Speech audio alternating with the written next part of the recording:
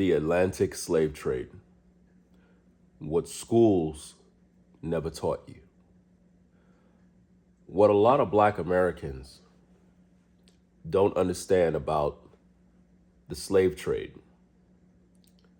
is that we were lied to in school. We were taught to believe that while in captivity, while on plantations, that we all wanted freedom and that we all stuck together and was trying our best to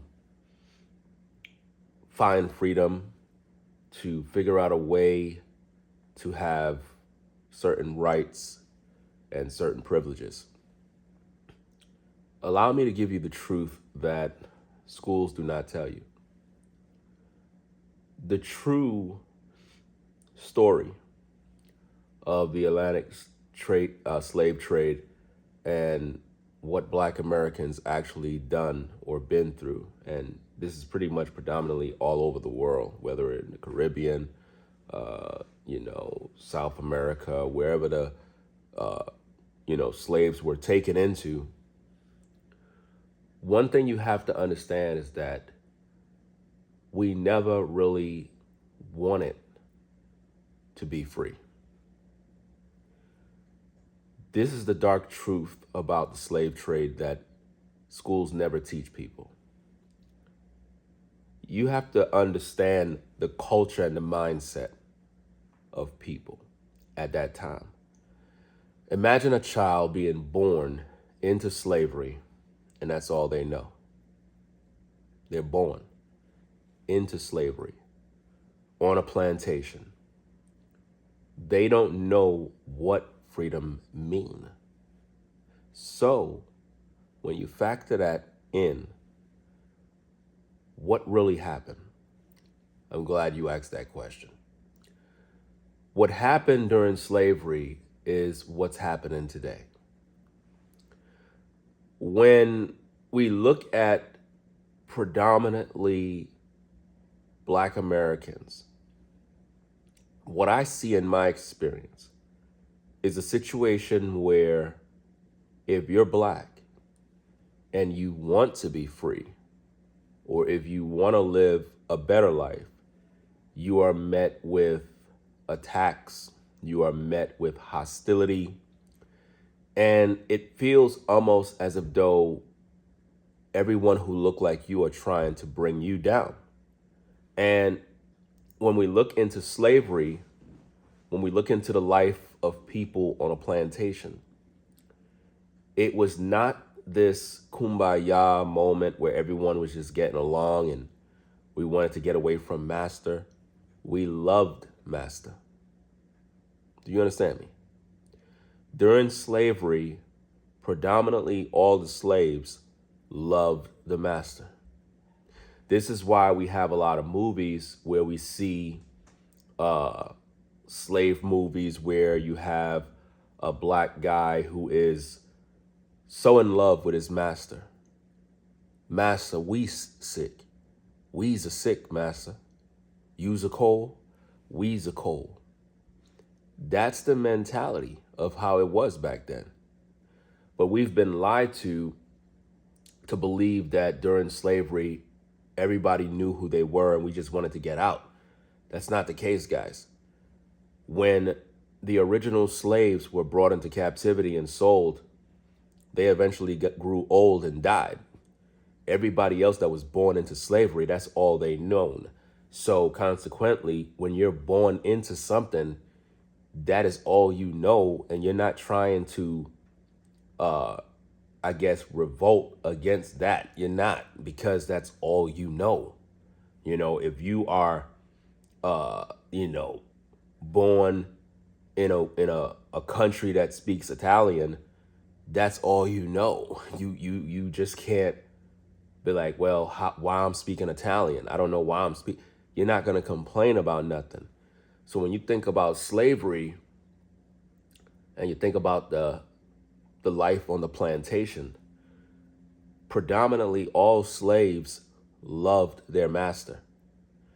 And when I say love their master, I mean that. They, even when punished, it was normal. It was the way of life. Blacks knew that this was the way life is supposed to be. I need for you to understand that in order to understand the problems we got today. Back then, anytime you were black and you thought outside of slavery, in other words, as a slave, when you looked at yourself and realized that you could be like anybody else, even if they're white, that you could be smart, that you could be intelligent, you were attacked by your own brothers and sisters during slavery.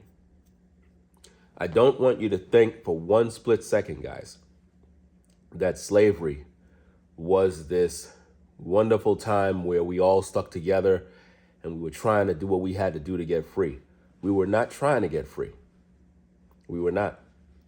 And any blacks that tried to free themselves, we were the ones that reported them to master. That's the truth, guys. That's the dark truth of slavery that schools don't tell you. They don't tell you the truth that during slavery, we were the ones responsible for informing massa on, I guess, men who wanted to cause other slaves to go against massa, to free themselves. The intelligent ones amongst us, we did everything in our power to try to silence them. And a lot of times, a lot of the public lynchings, a lot of the men that were castrated, a lot of the men that were beaten to a pulp, these men got this judgment not because massa caught them, but because other slaves reported them to massa. This is why in today's culture, we have such a division, a divide amongst so-called Black Americans, where anytime the intelligent amongst us begin to elevate, the slave mentality kicks in. And it's sort of reversed now, where rather than them reporting you to massa, they conclude that you want to be with massa. In other words, if you're a black man and you're able to articulate yourself properly, you're the type of black man that want to be a father, want to be a provider, a husband, take care of your family. You are met with hostility from your own people. They look at you as you're trying to be white. Are you getting that? They'll look at you and they'll say stuff like, well, you are a sellout. You are a Sambo, coon, whatever the case is. They do this to you because it is a form of abuse that is in our bloodline, and we do it towards each other without even understanding the ramifications of this practice. But this is exactly how it was during slavery. Anytime a black man or a woman decided they wanted to read or learn how to read, they were reported to master so that master can put a stop to their progress. Just like in today's day, anytime you're black and you try to excel in life, the ones who will attack you is not the white man. It is going to be another black man or woman who will do everything in their power to put you down or to make other blacks believe that you're a threat to the plantation. In other words, you're freeing yourself. You're bettering yourself. And we can't stand by and allow you to do that. So a lot of times, people believe that slavery ended. Slavery never ended. Slavery is still going on till this day. It's just that it's a mental slavery. And the plantation is in the mind.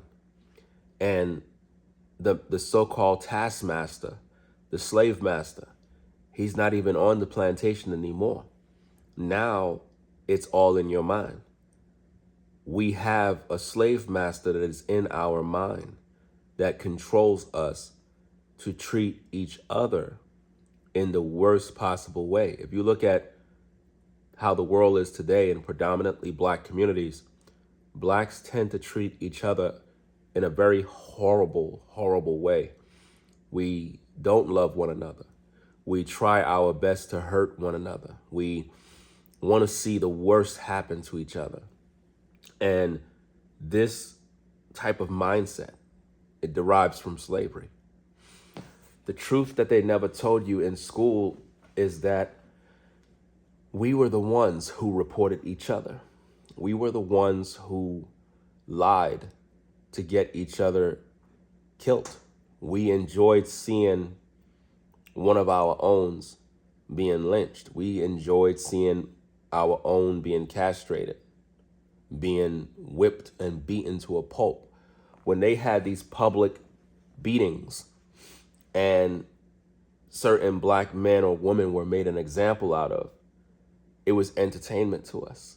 We loved seeing that. This is the harsh reality and the truth that they don't tell you in school. Because if they tell you the truth, guys, it's going to make you understand what are we doing today. What you see us doing today, guys, is exactly what was going on during slavery. The constant hate, the crab in the bucket mentality, the ridicule, the slander, the constant lies, belittling of one another. It all derives from slavery. A black man was unable to pretty much live or even develop without him having to worry about other black men reporting him to the slave master. Even when it came down to women, if you're a black man during that time and you tried to have a relationship with a black woman, if another black man liked that woman and he saw you with the woman, or it looks as if though there's a relationship, that black man would report that to massa and say, John is in some sort of relationship with Kathleen, and they would separate the two of you, or they would ship one to another plantation. And this is where you get this situation where you had black people that had relationships during slavery. They would jump the broom to be married, and then for some reason massa would find out and separate them, send one to another plantation, or he would kill the man, or it'd be something like that. And this normally happened because somebody on the plantation reported this. Why? Out of jealousy, guys. One of our biggest problems in the black community is jealousy. It is a phenomenon that have plagued us for so many years, and it all comes from slavery. The Atlantic slave trade embodies a world of things that happen that they do not teach you in school, because if they do, you would know the real truth to why you have these problems you got today. A lot of us don't even think about it. If we were freed from slavery, why do we hate each other today? Why there's no love? Why it seems that as a black man, as a black woman, anytime you try to do anything productive, it's always your own people that's trying to stop you. If you start a black business, it's as if though your own people don't support you. So when you think about this, and then you think about we were freed from slavery, but yet we still have this mindset of trying to destroy one another's progress, you have to conclude that this is how we always been during slavery. And it's worse because you're freed, but yet you still think like a slave. You still believe that the white men have power over you. You still believe that there is a shadow entity out there that is somehow oppressing us, when really we're oppressing ourselves. And that's the truth that people just don't want to hear, guys. During slavery, black men and women oppressed themselves. We reported one another. We did not give each other any passes. The minute one saw you making progress, they reported that to massa. If they saw you reading a book, they told massa that John know how to read. If you had a plan of escape or you was going to harm any of the white staff, it was reported back to massa. Most blacks during that time felt a sense of obligation to massa. Reporting you to massa was easy. It was a simple thing, and we felt good about it because there was special rewards. And this is where you have the house Negro and the field Negro. Now, let me explain another lie that we've been taught in schools is that the house Negroes were the ones that were the children of the slave master. That is a lie. That is not what it was, guys. The house Negroes were the ones in whom the slave master felt were more closer to him in terms of reporting back information, keeping the slaves in line. Because you have to think about this, guys. During slavery, the slave master couldn't keep his eyes on everybody. So the ones that were in the house, the ones that had that privilege, these were the slaves that were the faithful, the ones that always told master what's going on. And these particular slaves were granted access to do certain tasks, even though they're still slaves, but they were more privileged slaves. This is where we get the jealousy thing from, guys. When blacks that worked the fields noticed those that were in the house, the ones that were in the house were able to dress a certain way, eat certain foods, live a certain way, whereas the ones that were in the field, they were treated more harshly.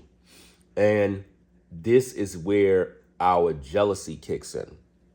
This is why in today's day, if an African American see another African American being successful, living a certain way, having a greater sense of life or comfort, that right there triggers the emotions of the past during slavery.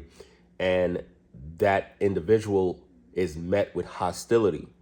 He is met with anger. He is met with hate from his own people because they see your comfort. So if you're a black man or woman and you were able to leave the hood, leave the ghetto, find a better way of life, your people are not going to be happy for you because it is the equivalent of leaving the plantation, or it's the equivalent of being a house Negro in their eyes. They don't see nothing else, guys. This is why we have these issues today. I'm going to be doing a lot more videos in regards to this topic because I know that for most of you, you've been taught lies throughout school. You've been taught that we were always together and we were just fighting for our freedom. No, any black man that was fighting for our freedom, we wanted to destroy them. You guys have to understand, and you have to use your brain and you have to think, how could black people be enslaved for 400 plus years and never took the opportunity to fight their enemies to free themselves? It is because they never wanted to leave slavery. Do you understand? They never wanted to leave. They never did. They were accustomed to that lifestyle. We were trained in a systematic way to hate each other. And this is why today we have so many problems when it comes to blacks interacting with blacks, and how whenever one of us try to do anything productive, we're met with hostility. That's the reason for our problems. It all stems back from slavery. So I'm going to do more videos about this, guys. Just want to keep the video short. I'm going to talk more about this because we've been lied to about so many things. And in order for us to overcome why we have this deep internalized hatred for one another and there's no real love, it's like every one of us is fake. we have to go back in history and realize the truth that we never wanted to be free. We enjoyed living on a plantation. We enjoyed being a slave. What we didn't enjoy is seeing another black man or woman free themselves, because all we known was being a slave, and we did not want no one to leave that plantation. So we were quick to tell massa. So if you notice these patterns in today's day of blacks hating on blacks, and it's as if though anyone who is academically sound and they're growing economically or whatever the case is, and they're met with so much hatred, that right there is a trait that comes from slavery. So that being said, guys, rate, comment, and subscribe if you enjoy the videos. Hype the video, give it a thumbs up so that YouTube can push the video in the algorithm, and I'll catch you in the next one, guys. Peace.